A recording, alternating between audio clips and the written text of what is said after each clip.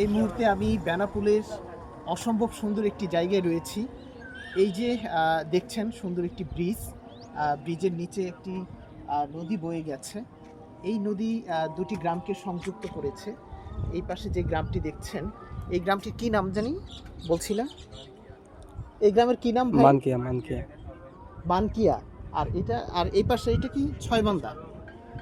তো এদিক দিয়ে ভ্যান দিয়ে যাচ্ছিলাম, এই সুন্দর জায়গাটি চোখে পড়লো, তাই এখানে একটু দাঁড়ালাম, খুব ভালো লাগছে। আপনাদের এখানে আরেকটি সুন্দর দৃশ্য আমি দেখাচ্ছি। ওই যে দেখেন নিচে ফসলের ক্ষেত, এখানকার যারা মানুষ আছেন, আন্টিরা আছেন, তারা এই যে সুন্দর হাঁসগুলো নিয়ে কিন্তু ঘুরে বেড়াচ্ছে। যার যার হাঁস রয়েছে এখানে, হয়তো এই হাঁসগুলো খাবার খেতে এসেছে। দেখেন সুন্দর দৃশ্য, চমৎকার একটি গ্রামীণ দৃশ্য। আসলে এরকম দৃশ্য খুব কমই দেখা যায়। বেশ কয়েকজন এই এলাকার আন্টি এবং খালাদের দেখছি এই যে হাঁসগুলো নিয়ে ওনারা এখানে বসে আছেন। এই হাঁসগুলো হচ্ছে খাবার খাচ্ছে।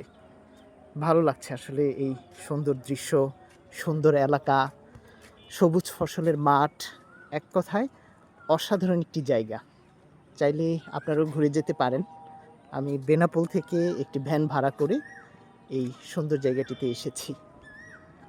আচ্ছা ছোট ভাই, তুমি একটু বলো যে এখানে কেউ যদি ঘুরতে আসে তাহলে মানে কিভাবে আসবে বেনাপোল থেকে বা অন্য জায়গা থেকে? এখান থেকে হ্যাঁ, এখান মানে থেকে বেনাপোল থেকে কিভাবে আসবে? বেনাপোলের থেকে নারায়ণপুর রোড হয়ে ডাইরেক্ট সোজা চলে আসবে মানকিয়া।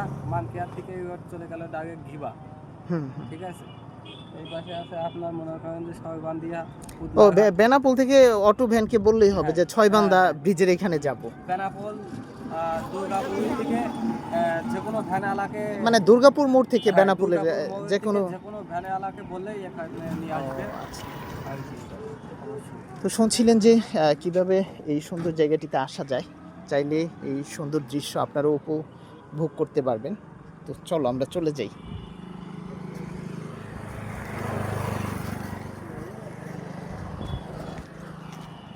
এদিকে যাবে। হ্যাঁ, একটু সামনের দিকে ঘুরে আসি। ওই যে আরেকটা জায়গায় বললো না, ছোট একটা ব্রিজ আছে, ওখান থেকে ঘুরে আসি।